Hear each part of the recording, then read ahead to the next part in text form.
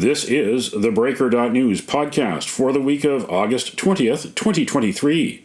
I'm Bob Mackin, publisher of theBreaker.news and host of the Breaker.news podcast. Welcome to edition number 304. The Breaker is your source for news, opinion, and analysis about British Columbia issues, institutions, and influencers. Later, I'll tell you how you can support The Breaker. On this edition, headlines from the Pacific Rim and the Pacific Northwest. I award a virtual Nanaimo bar to a difference maker. And on the Big Deal feature, it's time again for the PNE Fair, the 113th edition of the fair. I'll talk to one of the biggest fans of Vancouver's summertime tradition at Hastings Park. Is it just me, or are Maui, Yellowknife, and Kelowna the warnings to do better to keep people and places safe? This is a long, hot, tragic summer. And stop me if you've heard this one before, but communities were warned about a changing climate, and they weren't ready when a natural disaster finally came. Blame that on the politicians who pontificated and hiked taxes because it was fashionable. But enough of that for now. There will be time to analyze and debate later. Now is the time to rescue, to show true human resolve. Here is Cliff Chapman, the director of wildfire operations for the BC Wildfire Service, the day after the heat wave gave way to a cold front that led to the Kelowna wildfires. And so when we say extreme, it is fast-moving fire. We're seeing runs. We saw runs yesterday in the neighborhood of 10 to 12 kilometers with the winds. We're expecting similar, if not stronger, winds today, although it is a little bit lighter in temperature. As I showed in the presentation with that first picture, the flame heights on our fires are in excess of 400 to 500 feet. There is very little that response tactics can do with these winds and that type of fire behavior. And so when I say extreme, what it means is that they are moving faster than we can effectively put firefighting resources on them, and obviously making their way towards critical infrastructure and communities. Here is Bowen Ma, the British Columbia Minister of Emergency Management and Climate Readiness, midday on August 18th. So a lot of the tools that we are actively using that we need in our response to wildfire and to support evacuees are already available, and that we haven't had to execute a formal declaration on a state of provincial emergency yet means that our regularly available legislative tools are robust, and that is a good thing because we see wildfires every summer. But if we get to the place where we need to access tools that are not available there, and that might be, for instance, formal travel restrictions beyond what BC Wildfire Service and the Ministry of Transportation and Infrastructure can implement legally on their own, that is an example of where we might have to go to a state of provincial emergency. However, in less than 5 hours, Premier David Eby overruled Minister Ma and declared a state of emergency because of the wildfires. That right now, we are facing the worst wildfire season in our province's history. This unprecedented situation has come to a head this evening. In just the last 24 hours, the situation has evolved and deteriorated quite rapidly. In just the last hour, we've gone from about 4,500 homes under evacuation to about 15,000 homes, families being evacuated from their homes across the province. We have tens of thousands more across the province on evacuation alert. Tonight, as a result of this rapid deterioration, we are declaring a provincial state of emergency to ensure that we have rapid access to any tools that we may need to respond to this situation. And these tools are necessary to support communities, to support families, and support those brave frontline workers who are battling the fires in our forests and in our communities. What do you think? Email Bob at theBreaker.news. This is the Big Deal feature on the Breaker.news podcast. The 113th annual PNE Fair is on now through Labor Day. Hastings Park in Vancouver is back to full strength after 3 years of reduced operations and reduced capacity during the pandemic. At the amphitheater, you'll see Aqua, Billy Idol, Doug and the Slugs with the Vancouver Symphony, Blue Rodeo, and more. There will be a tribute to the late Red Robinson on August 31st. Throughout the fair, there is the 4-H festival. You can ride the new PNE Express train. There's the immersive Monet exhibit. And of course, Super Dogs, and Playland Rides, and the Midway. Mir Huculak, who is the honorary consul for Ukraine in Vancouver, has seen most of the PNE fairs. He's gone every year for the last 74 years. PNE President Shelley Frost recognized Huculak's longevity before the fair opened. I caught up with Mir Huculak at the August 17th Media Preview Day. Talk about the PNE and I guess your love affair with the PNE. Yes, when I came from a displaced persons camp in Germany in 1948, I attended my first fair in 49, and for me it was so exciting because I've never seen anything like this during the war. Of course, I was young, and the first day I came, I just fell in love with the PNE and I got hooked. So every year since then, I've been coming back to the PNE and enjoying it.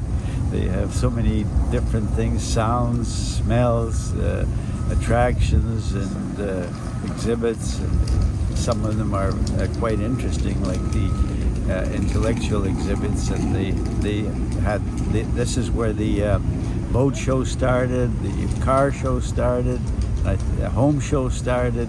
So it was very, very exciting, and enjoyed the rides when I was younger, and I still have gone on the rides in the last 2 years, so not the roller coaster, but I think I might try it this year again. What was your first impression the first day? Remember what you ate, what you saw? No, I don't remember what I ate, but I saw all these neon colors, which we didn't see in Germany when I was there, and all the food, exciting ice cream and everything. Basically, I really enjoyed the fair. And I remember in 1954 when they had John Landy and Roger Bannister, I was serving pop at the Empire Stadium and had a good look at the race, so that was very exciting. And all kinds of other things. Every year I come with something different. Like, for instance, this year will be the Monet exhibit, so that I'm looking forward to that. And I think I've got a Monet book at home. I'm going to study it before I come. So you were there that day, August 7th, 1954 at Empire Stadium. Yes. That was one of the biggest sporting events before the Olympics here in Vancouver. But yes. Did you know how significant that was at the time, the day you were there? Not really. No, I didn't realize that it was that significant. Now, of course, I do. And I also got hooked on the Expo 86. I went there every day, almost sometimes 2 times or 3 times a day, because I live close by.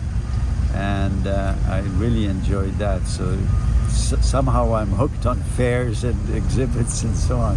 Mm-hmm. Yeah, I mean, Expo came and went, of course, but the PNE has endured. What has been the biggest change since 1949 that you've experienced here? The biggest change, biggest evolution? Well, I think that the fact that they tore down some buildings and put a park up.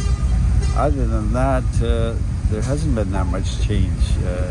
The different exhibits, different adventures and so on, but not that much change. It's basically the same, but it's always exciting. Is there one certain exhibit or performer that stands out in your mind that you're glad you saw, or is there one that you regret not seeing? What about both of those categories? I can't really think of anything because I enjoy everything. Mm-hmm. I like life to the fullest, and I enjoy watching everything that's going on around here. over the years, they used to have the gondolas that went across the site. That was one thing I remember from when I was growing up in the 1970s. You could see the site from a different angle. Unfortunately, those are gone. But is there something that you wish they could bring back like that that stands out in your mind? No, I can't think of anything now. But in 1992, Ukraine had used the forum as a feature building, and that was quite exciting for me because I worked at that building for 17 days of the fair, so that stands out in my mind. Mm-hmm. Are you able to bring the people that are now living in Canada since March 2022 that have moved here either temporarily or permanently to get away from the war? Are they coming here? Are you finding ways to get them here to enjoy it just as you did, to experience Vancouver and get their minds off the situation back home? No, we've publicized the PNE. We haven't done anything special to bring them here, but I'm sure a lot of them will come here with their children. What do you remember of the original site or the site before? Which building do you miss, for instance, or which? I don't really miss any of the buildings because there's still a lot here. There's the forum, the garden auditorium, and so on. I really like the shows in the garden auditorium sometimes, especially the young kids when they do their acrobatics. And the horse shows. I like the barns, watching the animals and seeing, because this was an agricultural fair to start with. Mm-hmm. So I enjoyed that. And the smells and sights there. Mm-hmm. So what rides have you gone on in the past? Well, of course, the roller coaster. As I said, I probably will try it again this year. I like the one that goes up and then falls down. I don't remember the name of it, but I enjoyed that one very much. And I like the old roller coaster, the metal roller coaster. That's gone, and I miss that.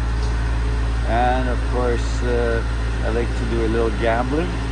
So the various things like pulling up the bottle and so on, I was pretty good at that. So I don't know if I am going to be good at it now, but I'm certainly going to try that. What's the best prize that you've won over the years? Huge panda bear. How big was it? It was hard to carry home. It's almost as big as me. Since you've gambled, you must have bought a prize home ticket over the years. Yes, every year I buy it, but no luck. Do you ever? But a friend of mine won the PNE home one year. Oh, really? Do you remember which year and which neighborhood the home was in? I think the home was in Burnaby, and it was probably in the 50s. He's long gone, but yes, that was very exciting at that time, knowing someone that won the PNE home. More serious issue, how are things going with coordinating relief here in Vancouver for people to send relief to Ukraine as well as to help out in bringing refugees here? How is that going right now here as we are in August 2023? It's slowed down. People are slowly losing interest, and I hope that interest is revived. We're going to try to revive that interest in people. And the displaced Ukrainians, they're still coming, and it's pretty hard for them because there's very little accommodations. So people are taking some of them in to their homes, but that's dried up almost to a trickle now. That's sorry to hear. Are there any ideas that you're going to put in play to try to turn that around, to try to bring that attention back to people? Because unfortunately, this war has gone on that long, but the spirit of the Ukrainian people that we know of is quite strong. That's something the Ukrainian-Canadian Congress is working on, and the Vancouver one and the BC Congresses are working on that. Mm-hmm. Okay. What do you say to people about the PNE? Why, if they haven't been to the PNE before, maybe if they're new to Vancouver, or if they're getting out of town wherever they are because they've been staying close to home during the pandemic, what is your selling point for the PNE? Come and see it. It's exciting. Smells, sounds, tastes. There's so much to do here. You can spend 3 days easily, but at least come for 1 day. That was Mir Huculak, PNE Fair fan and honorary consul for Ukraine in Vancouver. Go to PNE.ca for information on this year's fair. What do you think? Email Bob at theBreaker.news.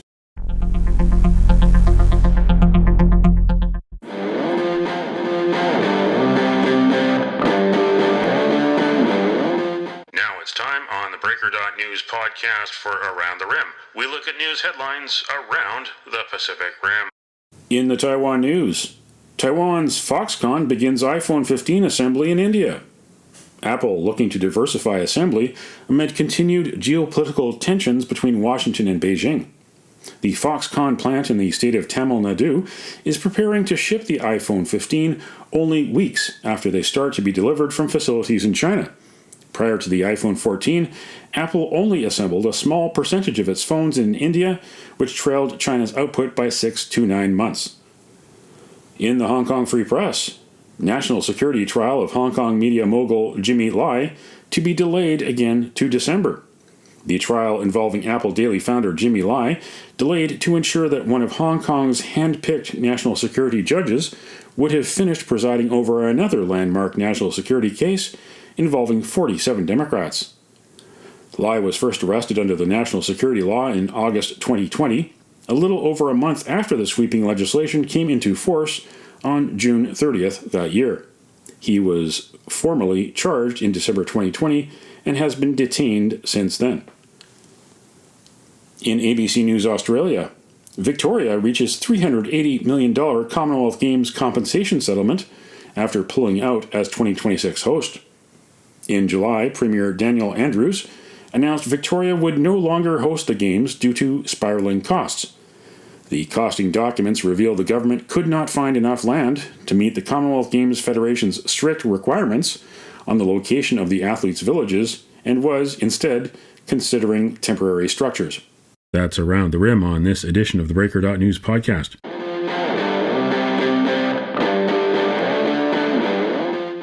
It's time on the Breaker.news podcast for Cascadia Calling.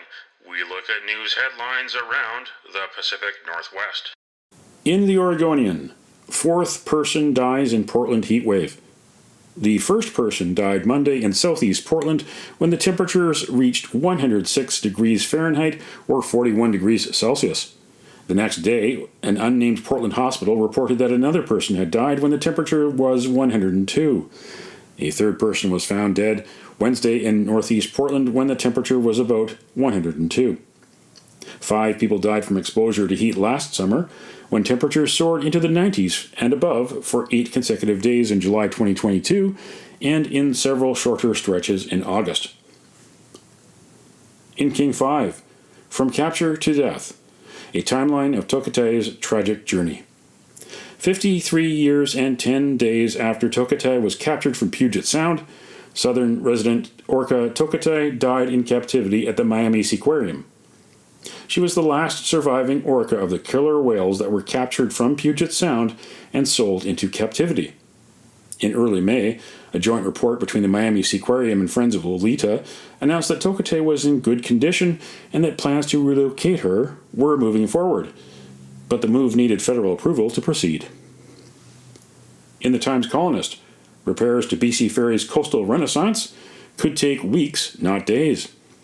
Several sailings were cancelled Thursday after Coastal Renaissance was pulled out of service. BC Ferries is trying to provide slots on other sailings for people with reservations, but it will not be possible for everybody. A failure of the number 2 drive motor led to several sailing cancellations through Thursday between Duke Point and Tsawwassen, when the vessel was replaced by the smaller Queen of Alberni. BC Ferries operates 37 vessels on 25 routes. That's Cascadia calling on this edition of the Breaker.news podcast. Don't matter what color you are, 'cause love will conquer hate, so you won't stand alone, you won't stand alone.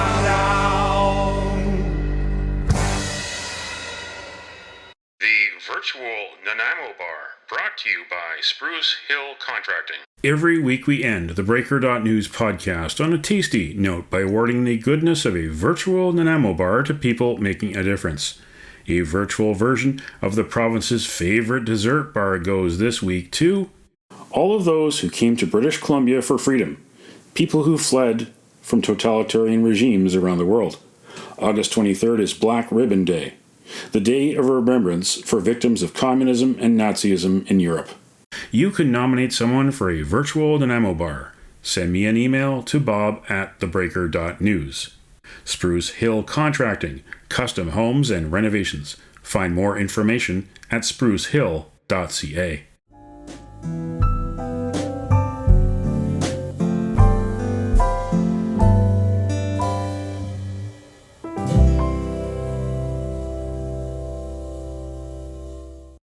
That's it for the Breaker.news podcast for the week of August 20th, 2023.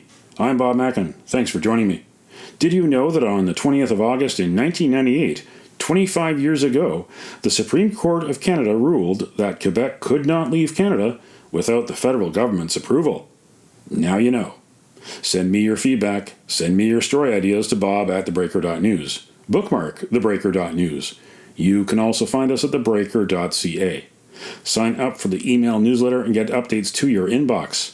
For news as it happens, follow The Breaker News on Twitter and visit theBreaker.news on Facebook, although maybe not now because of the C-18 controversy. But you can support The Breaker for as little as $2 a month.